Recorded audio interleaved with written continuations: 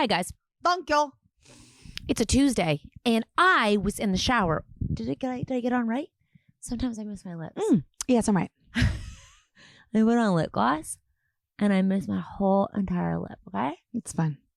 I was in the shower. Yeah. That's where I think. Yeah. Okay? How long are your showers? Long. I could never do that. I would So feel weird faint. because my husband sends Max and I clips, and apparently crash outs in showers for ADHD people are huge. You just stand in the shower for for a very long time, and Max loves showers too. A lot of men do that. The crash out In showers. They just stand there for so it's a thinking place. long. I just sit there and shower for so long. I love it. I'd feel like I would faint. It's like a sensory motor thing or something. The water, I don't know what it is. I didn't really watch it. How long? Like 20 minutes I could go in the shower. Just stand there. Teenagers do that a lot too. They like to crash out. So I was there and I was thinking of our most popular podcast of like all time was on happiness, like how to find happy and joy, which was so interesting to me because I was thinking like, I think if you're searching for it, you may never find it. Does that mean? Eek. Well, no, I mean, I was recently talking about, when people go to retreats. Yeah. Retreats are really expensive. Yeah. So if you're going to go to a retreat, you're not going to come home the same. Okay. You're hoping to get something from it and change. I totally appreciate that. And I'd probably go on a retreat if somebody paid for it for me. But obviously it wouldn't be my priority to spend my money. But I think they're really hoping when they come back, they'll feel different. They'll be more connected to themselves. They'll have clarity, which would in turn bring something they're searching for, which would make them happier. I think a retreat with a reason to learn. Like, let's just say you want to learn new sexual moves. So you go on educational one. Go to a sexual retreat and they're like, tonight, try, you learn how to do reverse doggy style. Which in turn would, I guess if you're looking for it, would bring you more happiness. Oh, I just mean it would teach you something. Yeah. So you'd be like, oh, I learned something. However, when I thought about happiness, I was like, oh my gosh, is it possible? Follow me for a second. That people who are searching for happiness, it was so good in my head this morning. People who are searching for happiness. You spent a long time in the shower this morning? No, when I wash my hair in the morning, I'm in and out. I'm there to wash my hair. Could you imagine like all the kids are running around just crashing No, out? because I also only have a shower when I wake up early. Is it possible that if you are searching for something, you're not happy with what you currently have, so you aren't really ever happy because when you go find that thing, it's like you're still looking for more things to find. Because if you're just grateful for what you have, like if you're grateful in the moment and in the things and you don't need something to make you happy, whether that's love, whether that's money, body confidence, whether that's a different child, you don't ever need to go find it because you just are happy with what you have. And happiness and I think gratefulness kind of go together, maybe, if that makes sense. So when I think so. So needing something, if you wanna go make more money because you've always wanted to be the richest person in the world, you're not necessarily going to be happier, but you might be really satisfied with your goal. You don't have to be happy. The happiness isn't like an end goal. Happiness is sort of like what you live in daily. And when people are searching for happiness, I'm like, but it's like it isn't anywhere. Like it's nowhere. It's right within you. It's like nowhere. Like the search is done. It's right inside of you. Is happiness comparison. Also you can be living in a really like what other people would think is a bad situation. I'm not saying like violent or abusive or whatever, but like, and people can be really content and happy in their life. I know. And that's why it's like, I feel like so many people with a lot of money, their advice, and even to, one of our, we just had someone, or we're having somebody coming up on our podcast who has been extremely successful in business. And even for her, she's like, you could just tell how she's like, I wish I could let people know that having the money doesn't it will not fulfill it. It won't fulfill you and make you feel happy because you're going to want more. Yeah. Or you thought I'd have all this and then I'd be able to relax and be happy. But then you want also, there's the next goal. Because then it's like, oh, I'm going to look for something else. Or it isn't that you want more money. It's that you thought that the money would bring you the happiness. But the happiness doesn't come from the money. It comes from within. So you could actually just stop making money but right money now. Money could make you happier. Yes. Like not happy, happier. Mm-hmm. Possibly. It could make your life easier, yeah. Yeah, so you could be like, oh, this makes me happier to have this. But don't you feel like so many rich people are like, you think it's going to make you feel a way, but then when you get here, that's not the thing that's going to change the way you feel. Because I feel like then you're like, oh, it must be something else. Mm-hmm. Like then I got to go search. It's like you're always searching. But what they really need to do. So I was thinking, is happiness if you are, because happiness comes and goes, right? Like you can feel content and grateful for your life, which is much better than always trying to search happy, because happiness is like a state of feeling that comes and goes, right? Like you're like, I'm so happy for you right now, or I feel so happy. You can't live in happiness for life because other feelings come in. You can live in gratefulness for life, which leads to more happiness when you're grateful for what you have, because you can appreciate how lucky you are to just be in the moment, and that can lead to more happiness. But when I was thinking about how many people searched our podcast for like how to be happy, I was thinking, oh shit, that's kind of bad, because happiness is, I think, a learned behavior where you grow up in a place of content, and then you're grateful for what you have in the moment, and you can always want more. Because I'm like, does that mean that you have everything you want? But I think you can have more. No, I don't think the two are the same at all. And because it doesn't mean you're lazy because you're happy. No. Or grateful. No. Or like you're done with what you want. No. It means you can still go and want more. And the hard part is that you can't be like, oh my gosh, that person looks so happy. I want them to tell me how they got so happy. It's sort of like saying that person's so confident. How do I become so confident? It's really not something. I mean, you can listen to other people's tips of like how to change your mindset. Yeah. But at the end of the day, someone else can't give you the recipe because they're not on your journey, and no one has the identical past. And I know why it led me to these thoughts, because I saw on Instagram, there's traits that come from the dad, hard facts. And without the dad, you're not getting these traits. One of them is when you bald. Okay. Another one is like the thickness is from the mom. The baldness is from the dad. Whether they're going to be a sprinter or a bodybuilder, from the dad. Like what kind of body type what kind of muscle mass they're going to have, from the dad. Really? Yes. All kids, boys and girls included. The body type, not height. This way. Like I'm sure there's other things. Listen, it was an Instagram post. I didn't fact check it. It just told me like all the fun facts about dads, like what dads contribute. Do you think that's specifically to boys? No, it's to kind of like their body types. Huh. And then the last one was anxiety, moods, sort of like the biological traits of personality.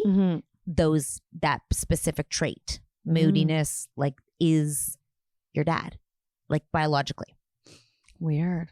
I know. I'm trying to think about like so many examples. I'm like, wow, I can't believe like muscle mass and body shape for a girl would come from a guy. I know. Like, I mean, not to whatever, but like in my case, it's definitely like my daughter got more of my husband's shape than mine. Weird. And then there's a lot of moms that are just like their daughters. Yeah, I mean, listen, I'll look it up. I don't have my producer with me. I can't call in on comms, but I will check it. I just thought that was so interesting, the moods. And I was like, wow, I wonder where happiness falls, and like gratefulness. And like, if you have someone who is born with a really happy, optimistic mom, but a dad who's not, where do they land? And does it matter like how much time they spend with each? And can you even still have a really, really positive, optimistic mom and let's say let's pretend like no dad or a really positive, optimistic dad, can you get a skeptical child? Have they figured out nature versus nurture yet? Or not yet? Like, do we have? I think there's some things that are nature and some things that are nurture. Like, do we have hard facts on this yet? Yeah, like I mean, like when they see twins who've been separated and then and then they bring them back together. I watched one of those and it was fucking crazy. And are those they two a lot boys, alike? And the boys' personality. Yep. So mannerisms, it's fucking nature. Is that but what you're telling me? Not all of it. And twins are weird, so that could be like a different thing. But you know how we say like girls. Like people who have girls, but they don't want to make them girly girls, and they don't make their rooms pink, and they do. I know that gender society, neutral. Yeah, like society will always sort of filter in, but there are just girls that it's like they're naturally just drawn to like frou-frou girly things, and that's the parents are like, this is not what I wanted, this isn't what I planned for, but it happened. That there's got to be a lot of nature in that. I'm gonna have to get into science for but this also now. After all the years, it's like just in the blood, you know, like even these things like preferences, it's almost like you give it to them. I want to walk into a tube. Okay, I want to walk into like those things where you catch money, and then I want to scan, and then you have to watch the twins one. It is really outrageous. And by the way, this is on Netflix, and it's two twins that were literally from the hospital taken to the most different worlds ever, and they're kind of the same. So the same. I walk into this thing, a scan, and it's like this part is nurture, nature, from your mom, from your dad. Oh, this was developed in society. I want a breakdown of what all the personality traits are and where it came from. And then I'm like, oh, that's cool. And then I'd like to know, because if some people are searching for happiness and just can't be happy, they should just know that. Like if you just don't have it in you and you want to search for it, then you're just going to be so unhappy searching for unhappiness. Maybe just if you think, you know what, I'm just an unhappy person, you'll be happier knowing you're just unhappy. It's just something you're unhappy with.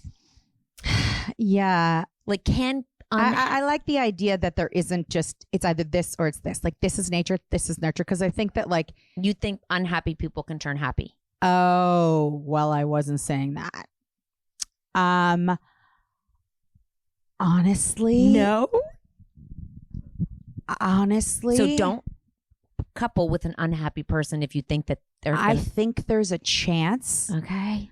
But you know, people are like, well, they went through so much therapy. I don't think that can change. I think that it is something inside of you that almost like in my imagination, I like to like just imagine what the truth is instead of the real truth. But like that, those people don't release as much like dopamine. Oh, I was gonna say it's like they say hardwired. I imagine like a hard wire. Yeah. Like you're not cutting it. It's kind of like a pipe. It's like you're screwed. It would be the same thing. So your body naturally just releases more of that happy thing. Drugs. Then I guess you could take drugs. Yeah. I think drugs can, if there's drugs involved, it can help. You do. Yeah, for sure. But if you are naturally more lower in something and then you give it a little bit, does it make you feel normal or happy and grateful? Like if there was a happy and grateful fucking drug, whoa. I think that that's more of an understanding of life, like the way you see the world. You know what I mean? So how you're shaped. It's really funny because it was recently, or something had happened to you. Not just necessarily the way you're shaped, but life can take a toll. Although you probably always had that. I know. You probably always had that, like the world is kind of against Poor me. I'm not. This is so funny you're saying this. We literally were pulling up like YouTube videos of like, Debbie Downer from Saturday Night Live. I don't, but I do. And like, those people who are like, you're all talking about something really positive and they're like, did you guys see, like, they'll bring up like politics or like something bad that had like bad stuff.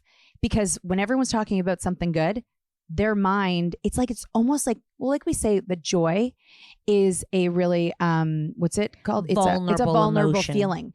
So to feel just plain happy in yourself could feel very unsafe to people because they feel like then they're not protecting themselves from the realities of life. Because to feel joy is then to feel disappointment when joy's over. Yeah. Like I don't want to be disappointed. Yeah. I'd rather just be disappointed in my life and assume that everything is terrible than have a little bit of joy. Yeah. Because I'm gonna not always feel joy. You don't trust the joy. Like I don't trust trust it.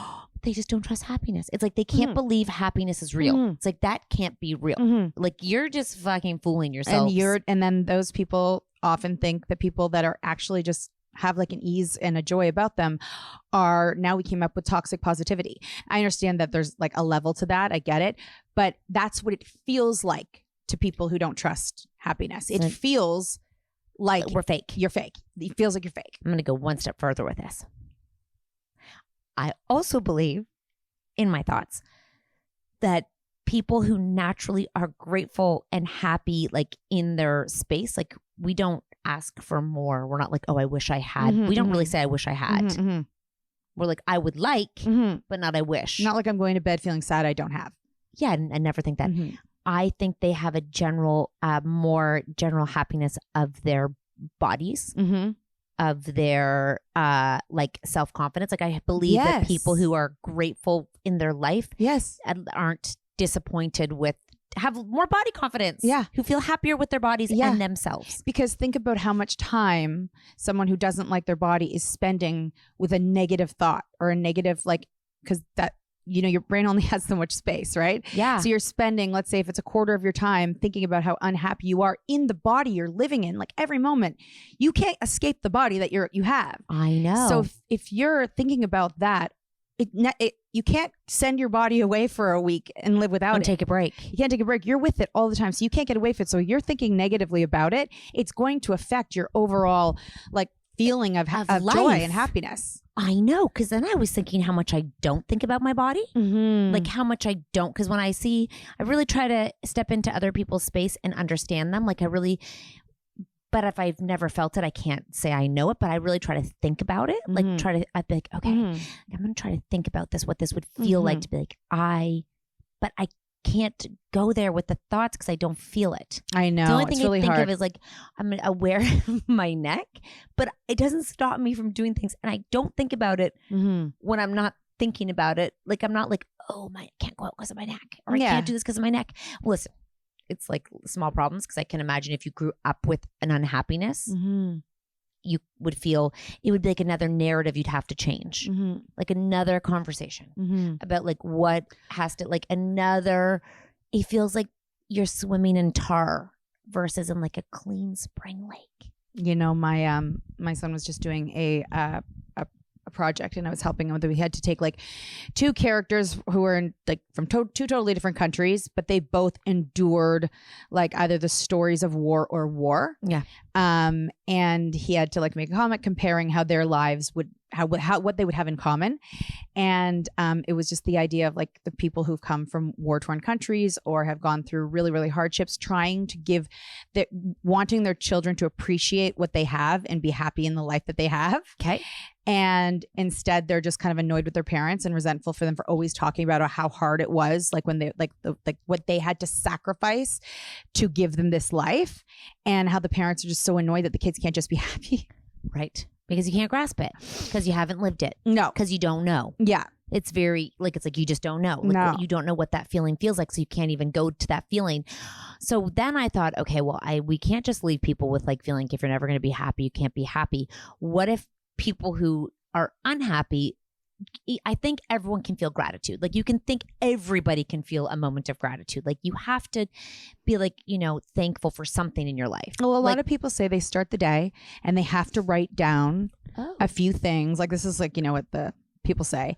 Write down before you start the day a few things that you're grateful for, so that you start your day with something positive. Yeah. So I think people, and when you stop anxiety, you're supposed to go through like gratefulness is one of the first things you can stop anxiety with. If you're beginning to have like anxious thoughts, if you begin to go I wouldn't say that works for me.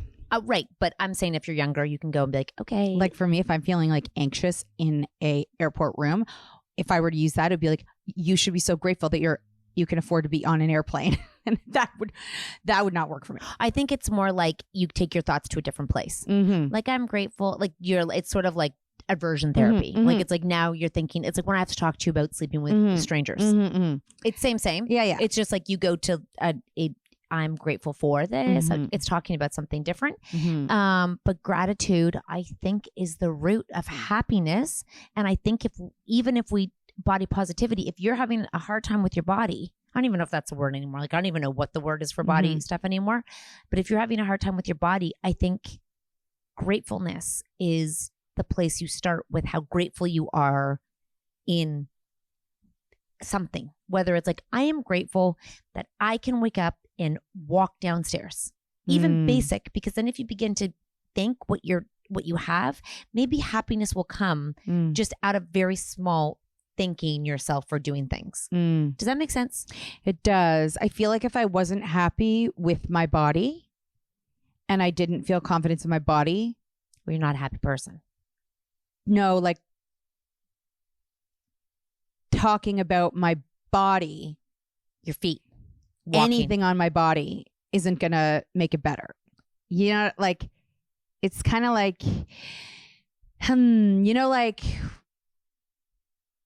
when people of all shapes and bodies, okay, so let's say some influencers who are like, I'm happy just with the way I am. Yes. I don't want to change a certain thing. I might be plus size and I'm happy with this. Yes. Down the road, often there are times you hear, I actually wasn't. I wanted to be. And the more I talked about it, the more I thought it would make me feel better. But if you're still talking about it, you're still putting focus on it. Yeah. I mean more like, I'm grateful I can walk. Right. Not like I'm grateful for my rolls. I'm grateful for my arms that are like, I'm saying like just plain, like I'm grateful that I say to Chloe, because I'm so jealous of what her body can do right now. Because I often look at people and I'm like, when they're older, it's even harder to walk. And I think to myself, I'm like, when you're a kid, just doing flips and being upside down is so fun. And like, I'm like, you're so lucky. I know that you can just do a cartwheel without getting vertigo. Like that's so fucking crazy. And I just think, because I went for one run recently, and I was like, I just wanted to see if I could still run, because one day I thought, I wonder if my mom can run. Like, I don't know. Because I tried to get her to skip and she couldn't skip because they lose skipping, right? So I thought to myself, I was like, that's someone to skip. Yeah. And I was like, oh my gosh. And I thought to myself, like, I'm actually jealous that your body is so strong that you can just go on your hands and you can hip hop dance. Like, good. And that is so, like, when they do things, and my daughter has gotten, like, she's the size of an adult now. And I was like to her, like, a couple days ago, I'm like, do the splits. And then she can go upside down. I'm like, I can't believe at your size you can still do this. Like, do you know how cool that is? Because I am so far from being able to go upside down. Dude, me too. I would barf. Like, and we're both like, our bodies aren't like, I can't even do a spin on a chair without feeling like vertigo. Okay. Like, that's where we're at right now. Like, I can't, if you were to take my chair and spin it right now, I'd feel sick. Like, just when my kids try to play with me on the chair, I'm like, I literally am going to barf. Stop. Or if I, go on the trampoline, I can jump. I don't have to pee my pants. Definitely can feel a bit seasick though. Like, I don't think I could do a spinny roller coaster, like one that goes around and around and around. I love them. You should try. I did it last year. And you're fine. Oh yeah. Spinning. Yes. I love it. Not me. I love it. Like the teacup. Yes. I did the teacup. I was like, look down. You're going to vomit. Look down. So I thought, I'm like, I really am. I think if you can be thankful for just something. If you were to say, when you like, if you were to say, like, off the top of your head without thinking too hard, what is one thing that you are, that you're, just in general, or something specific that you're really thankful for? Oh my God. When I go and do planks, or like when I go work out in the gym, I'm like, holy fuck, Cat. Like, look at, because it's a lot of young people around me now. Like, the Olivia's age has infiltrated into my gym. Love you, but yeah, fucking, they're just doing like 70,000, like no big deal. Okay. Where for me, it's not as easy as it used to be, but I do it and I'm like, oh my God, I can actually do a whole class and do it well. And I'm like, that is fucking amazing. But then I'm like, there's everyone looking at me like, what is she doing here? No, but I'm just saying, I am amazed that I can do like mountain climbers, planks. I can do squats with my shoulders used to really hurt me. Now I can do like barb things. I'm okay. Strong. Okay, this spring I need to start moving my body. I would say one of like the things that I actually feel like grateful and thankful for is that I have a house. I don't mean that I'm not homeless. I mean body wise. No. I said in general. Oh my God, fucking everything. Like, I'm but grateful. just one thing. Thankful for the fucking little blooms yesterday. Yeah. I was so thankful. I'm like, oh my God, excited and happy and thankful. I was like, oh my gosh, the trees. I just felt like one time I was drinking at someone's house and I was sitting with these men and I was looking around the house and I was like, I had that because the fact that I like have a house that I own, I never had that in my life. So to have that now, even though it's like such a smaller thing than what like my husband had, I feel like it's in a big city. It's worth more. Yeah. But I do feel like just if I'm ever feeling like I'm like, I have a fucking house. You know what I mean? Like I have a house. Anyway, so I was with these guys and the house I was looking around is so beautiful. And I was like, do you ever look around and be like, from your kid mind perspective, like, look what I made. Like, look at this house I get to live in. I don't know if they were grasping it. And I also don't know where they came from. Yeah. But like from just like a little person, I think that those small things can make you just feel grateful. It doesn't need to be a lot more than that. No. Or I have like, I have sheets on my bed. I was able to make like a kid and I got a kid and I wanted a kid and I got it. Yeah. Like, it can be just that little. Yeah. Although the house feels really big to me.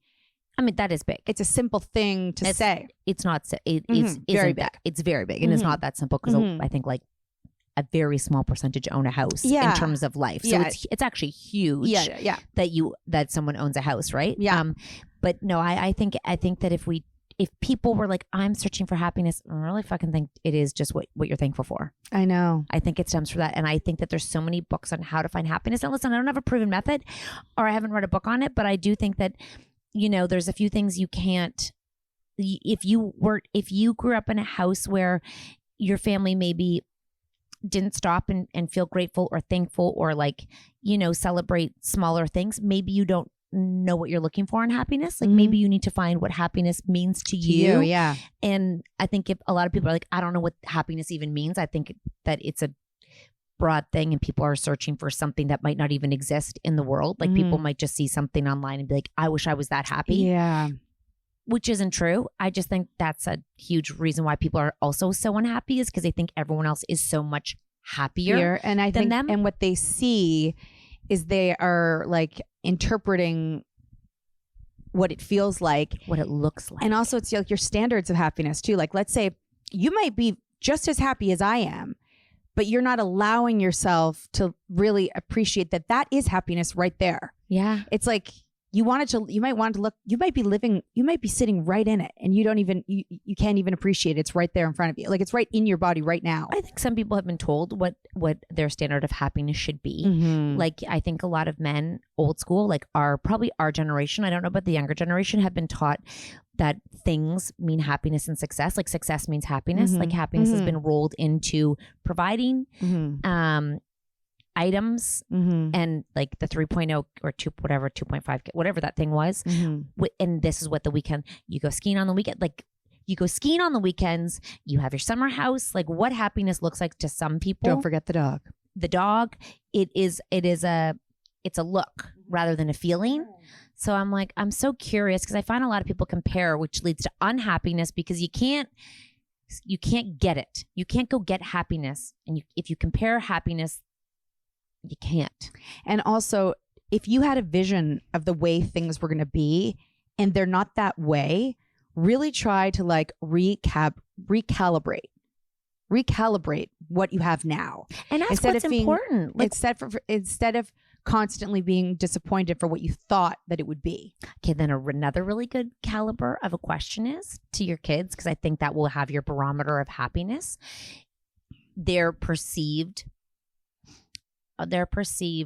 like of you being happy. Like, so they're going to tell you if they think you're happy is to say, I asked Olivia today, do you think I like being a mom?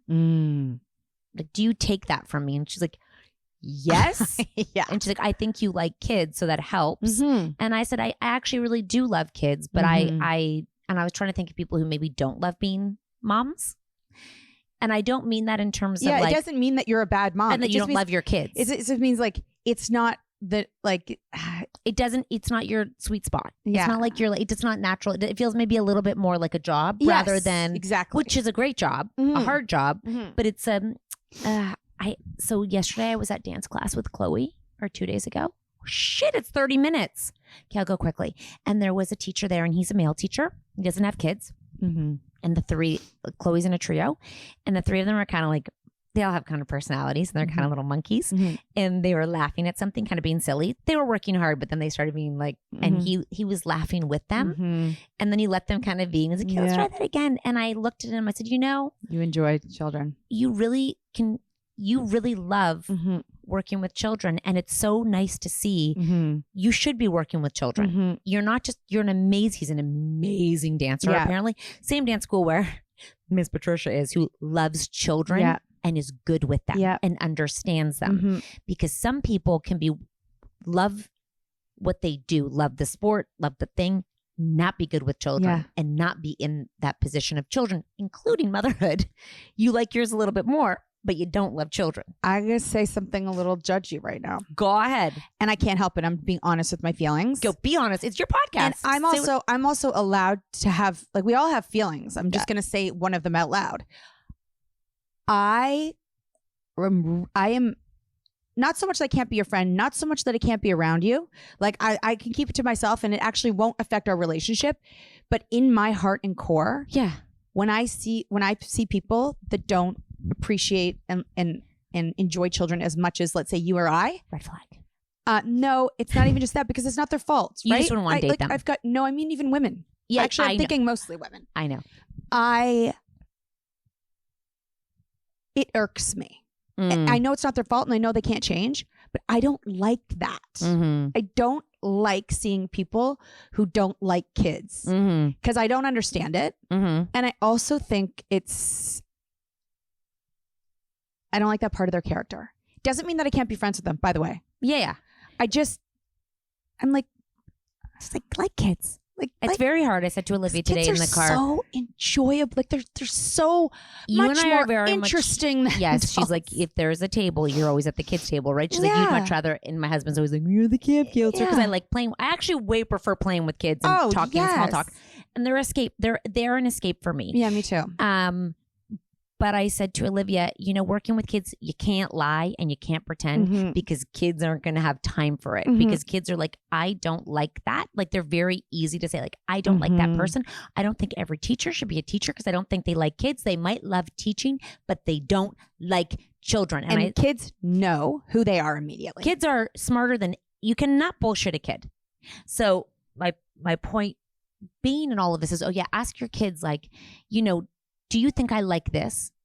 Ask them what they take on you. What do you think I like about being a mom? What do you think I like about my life? You should really ask them, because I think that they have an outsider's very honest, real edge on you. There's nothing attached to it. And be careful when you ask them of your reaction, because you have just asked them for something honest. And you don't want intel. It's intel, but actually a gift. Yeah. You should be like, thank you.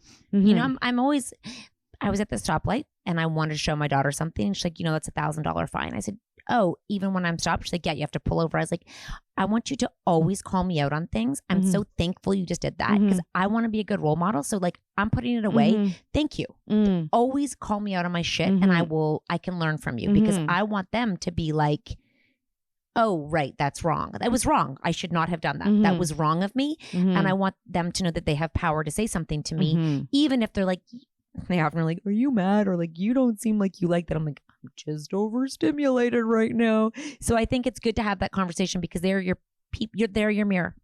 I had a situation, I'll just end it with this. I had a situation where I really appreciate all ages perspectives, like even children. I love to hear what they would say in a conversation where adults are also weighing in. Yeah. And there was a person that was younger, and the adult said to them over and over, but you're just a kid. Because I was like, I want to hear their perspective. That's interesting. Kids are the smartest. But you're just a kid, meaning like your opinion isn't you valid. You don't have enough experience to be able to weigh in on this. But even if they don't, it's still interesting to see what they come up with. And by the way, they have a different perspective, which can sometimes be right. Refreshing. And right, And by the right. way. Yeah. My kids are always calling me out on shit. And I'm like, you know what? You're right. Because they're learning what we have. We're old. Yeah. And if I'm going to dismiss them, they're actually learning real time. Like we're slowing down with our learning. I have learned. They are learning. I'm like, teach me.